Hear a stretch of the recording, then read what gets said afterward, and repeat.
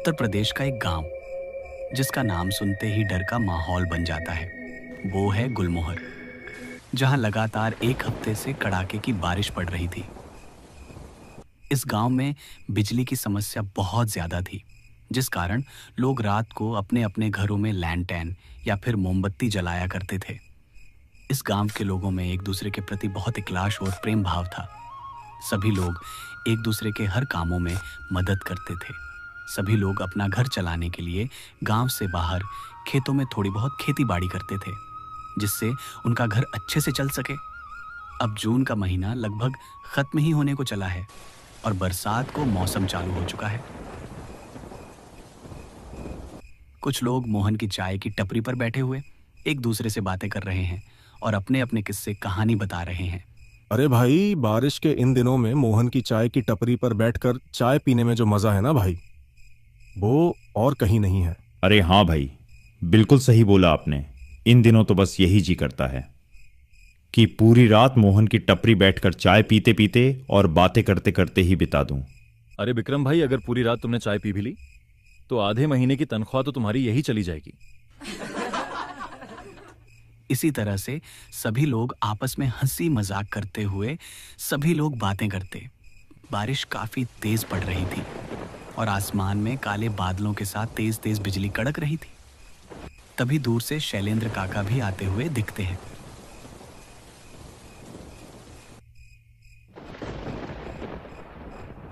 अरे शैलेंद्र काका, कहाँ से आ रहे हो? भीगते हुए इतनी तेज बारिश में बीमार पड़ जाओगे। यहाँ आओ, पर एक कप चाय पिलो और इसी बहाने हमें अपनी कहानियां भी सुना देना। आपकी सारी कहानियां सुनने में बहुत मजा आता है। अरे हाँ भाई, सब ठीक है। घर पर और जाने का क्या है, यही दफ्तर गया था किसी काम से। अब वो काम तो पूरा हुआ नहीं और ऊपर से इतनी तेज बारिश और शुरू हो गई। अरे हाँ काका, इस बारिश से तो हम भी परेशान हैं, लेकिन इस बारिश में यहां मोहन की टपरी पर बैठकर सभी दोस्तों के साथ चाय पीने में बहुत आनंद आता है और साथ में आपकी कहानियां सुनने और भी ज्यादा मजा आ जाता है। अरे हाँ काका, सुनाओ ना अपनी एक दो कहानी। ठीक है बेटा, तुम कहते हो तो रुक जाता हूँ, पर बेटा मैं तुम्हें जो कहानियां सुनाता हूँ वो सब कहानियां नहीं, एक सच्ची घटनाएं होती हैं। अरे काका, चलो मान लिया आपकी सभी कहानियां सच्ची होती हैं, अब तो आ जाओ। ठीक है बेटा, आज मैं तुम्हें इन्हीं दिनों की एक अपने साथ घटित विचित्र कहानी सुनाता हूँ।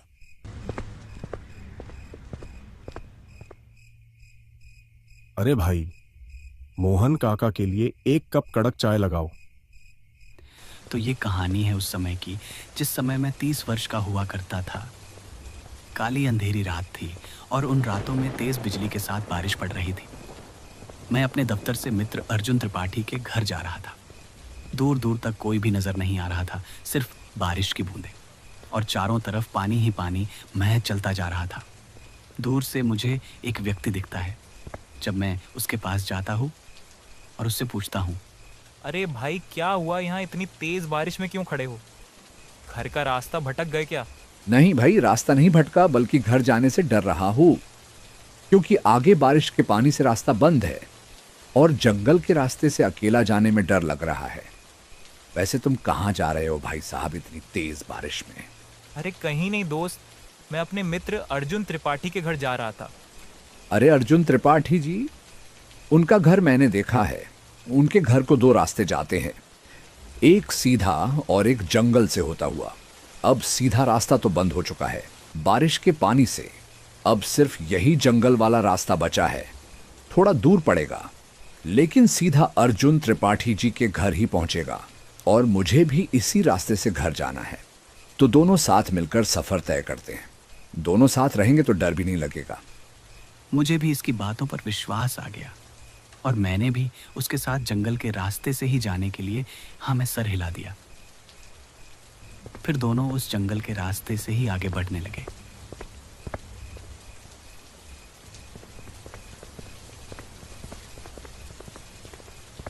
चारों ओर घने जंगल और घने जंगलों में सिर्फ जंगली जानवरों के घुराने की आवाज ही आ रही थी। डर तो मुझे भी काफी लग रहा था कि इतनी तेज बारिश और ये जंगली जानवरों का घुराना और अनजान सड़क पर अनजान व्यक्ति जो मुझे जंगल के रास्ते से जाने के लिए कहता है। ये सब मुझे काफ़ी अजीब लग रहा था, लेकिन मैं कुछ नहीं कर सकता था। इसलिए मैं भी उस व्यक्ति के साथ आगे बढ़ता चला जा रहा था। क्या पता ये व्यक्ति मुझे मेरी मंजिल तक पहुंचा ही दे। बारिश अब अपना और विकराल रूप ले चुकी थी। बारिश पहले के मुकाबले में बहुत तेज हो चुकी थी। फिर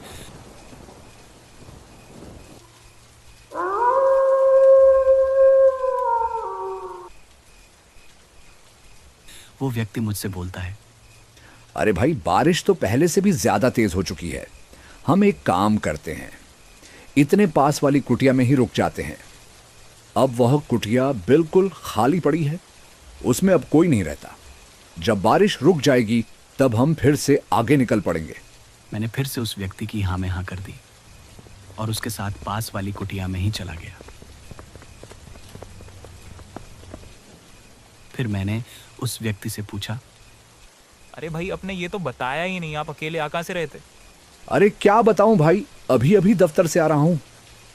उसके ये बात बोलते ही मुझे थोड़ा थोड़ा डर लगने लगा, क्योंकि सारे दफ्तर शाम 6 बजे बंद कर दिए जाते हैं और ये बोल रहा था कि ये अभी अभी दफ्तर से आ रहा है, जबकि इस समय पूरे 9 बज चुके थे। इस समय भला कोई दफ्तर कैसे खुल रहा होगा?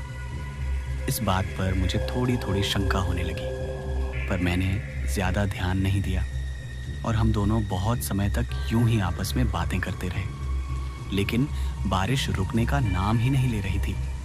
तभी आकाश से एक तेज बिजली कड़कती है और बारिश थोड़ी धीमी हो जाती है, लेकिन तभी दूर से किसी बच्चे की अजीब तरीके से रोने की आवाज आती है।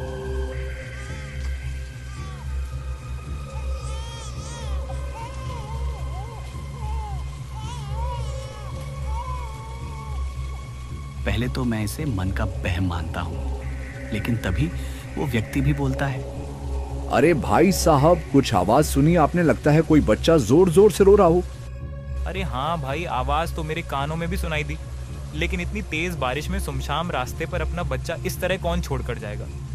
मुझे तो ये सब बहुत अजीब लग रहा है। पर भाई, ये भी तो हो सकता है उस बच्चों के साथ उसकी माँ भी हो। इस अंधेरी रात में उसे कोई नजर नहीं आ रहा होगा, इसलिए वह मदद की बुखार नहीं लग रही। अगर हम पास जाएं तो पता चल भी जाए। हाँ भाई, मुझे भी यही लगता है कि वह बच्चा मदद के लिए ही रो रहा है। कुछ समय तक हम दोनों बाहर की आवाज गौर से कान लगाकर सुनते हैं।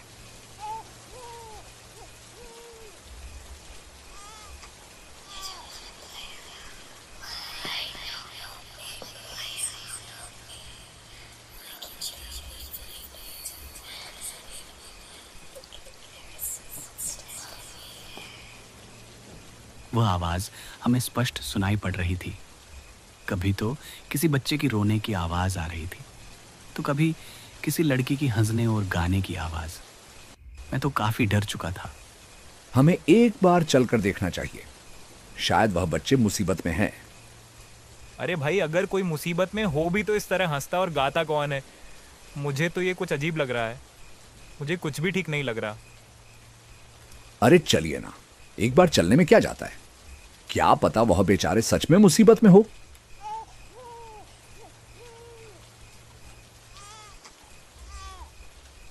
फिर हम दोनों धीरे धीरे अपने पांवों आवाज की ओर बढ़ाने लगते हैं।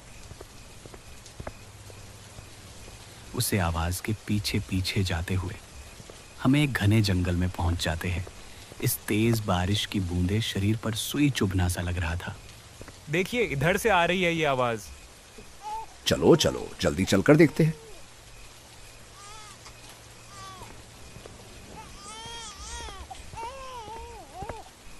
हम दोनों उस आवाज के पीछे पीछे एक गघोर जंगल के बीच आ चुके थे। रात के अंधेरे में ज्यादा दूर तक आंखों से देख पाना मुश्किल हो रहा था। तभी आसमान में तेज बिजली कड़कती है और उस बिजली की परछाई में मुझे खून से लथपथ एक औरत नजर आती है। यह दृश्य देखने के बाद मेरी रूह कांप जाती है। फिर मैं उस व्यक्ति से बोलता हूँ, अरे भाई, हमें जल्दी से यहाँ से निकलना चाहिए। यहाँ कुछ भी ठीक नहीं हो रहा। अभी आपने देखी ना वो परछाई? कौन सी परछाई? मैंने तो कोई परछाई नहीं देखी। हमें जल्दी आगे जाना चाहिए। देखो। वो बच्चा फिर से कितनी जोर जोर से रो रहा है। लगता है ज्यादा मुसीबत में है। जल्दी चलो, आगे बढ़ो। अब मुझे उसे व्यक्ति पर से भी विश्वास हटने लगा था, क्योंकि वो व्यक्ति मुझे आगे ले जाने के लिए बहुत मजबूर कर रहा था। तभी एक बांस का पेड़ जमीन पर गिर जाता है। मुझे तो ये सब कुछ बहुत अजीब लग रहा था, लेकिन मेरे साथ जो व्यक्ति था वो बिना डरे बिना घबराए उस बांस के पेड़ को पार कर आगे बढ़ जाता है और फिर मुझसे बोलता है, अरे आओ भाई, वहीं पर क्यों खड़े हो? जल्दी से इस बांस के पेड़ को पार करो। मैं धीरे धीरे अपने कदम आगे की ओर बढ़ता हूँ। तभी मुझे एक बात याद आ जाती है और मैं अपने कदम वहीं पर रोक देता हूँ। अरे आइए ना, क्यों रुक गए? यहाँ वो बच्ची मुसीबत में है और आप आगे बढ़ने से भी डर रहे हो। जल्दी आओ। फिर मेरा संध्या विश्वास में बदल गया और मैंने अपने कदम धीरे धीरे वापस कर लिए। दरअसल मैं भागना तो चाह रहा था, लेकिन भाग नहीं सकता था, क्योंकि वह व्यक्ति सामने से मुझे देख रहा था। कुछ देर बाद ही दोबारा से तेज बिजली कड़कती है और वह व्यक्ति अपने असली रूप में आ जाता है और वही आवाज़ जो इतनी देर से गूंज रही थी। इस आवाज़ में वह जोर जोर से हंसने लगता है। वही सारी आवाज़ जो इतनी देर से हमें सुनाई दे रही थी, सभी आवाज़ वह आदमी दोबारा से निकलने लगता है। तुम लोगों को साथ विश्वास नहीं होगा, लेकिन ये घटना मैंने सामने से अपनी आंखों से देखी है। मुझे समझने में देर न लगी और मैं तुरंत ही वहां से भाग निकला। मैं इतनी जोर से भागा कि इस अंधेरी रात में मैं कुछ देख भी नहीं पाया। मैं यूं ही काफी देर तक भागता रहा, जब तक कि वह जंगल पार ना हो जाए। आसमान में बिजली कड़कती रही और जोर जोर से बारिश पड़ती रही।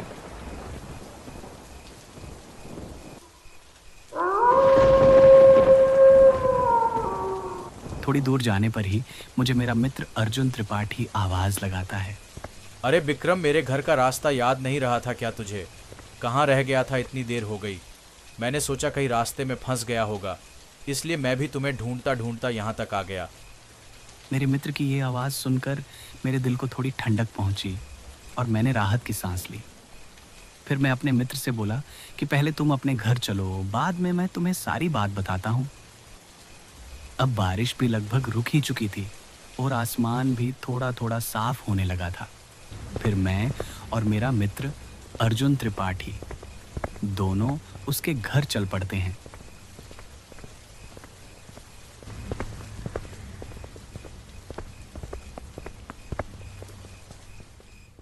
घर जाकर मैं अर्जुन त्रिपाठी से अपने साथ घटित सारी घटना बताता हूँ।